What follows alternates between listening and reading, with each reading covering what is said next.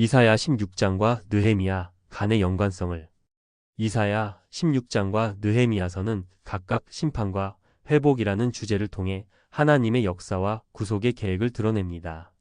이 두 본문은 서로 다른 상황에서 쓰였지만 하나님의 뜻과 그에 대한 인간의 반응을 보여주는 중요한 연결고리를 가지고 있습니다. 다음은 두 본문 간의 개요와 연관성을 살펴보겠습니다. 이사야 16장 주제. 이사야서 16장은 모압에 대한 예언을 계속하여 다루며 모압의 고통과 멸망을 언급합니다. 모압의 지도자들이 이스라엘에게 도움을 요청하는 상황을 묘사하고 그들의 슬픔과 절망을 강조합니다. 주요 내용.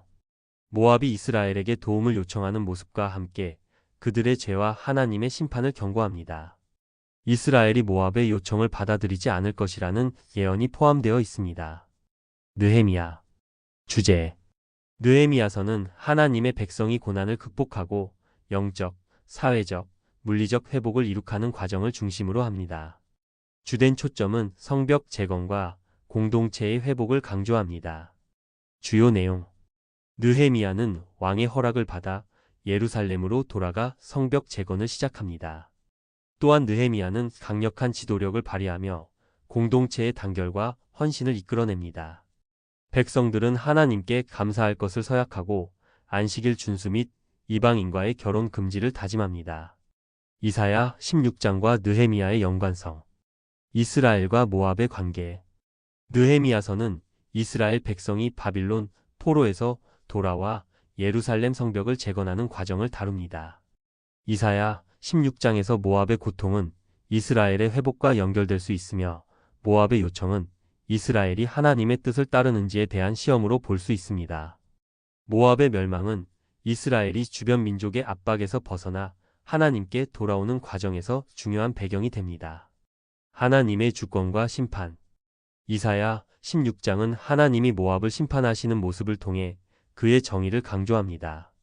느헤미야에서도 하나님은 이스라엘을 회복시키기 위해 역사 속에서 주권적으로 개입하십니다. 두 본문 모두 하나님의 주권과 심판을 강조하며 이스라엘의 회복 과정에서 하나님이 어떻게 일하시는지를 보여줍니다. 회복의 희망. 이사야 16장은 모압의 멸망을 예언하지만 이는 이스라엘이 하나님께 돌아오고 회복될 수 있는 기회를 제공하는 요소로 작용합니다.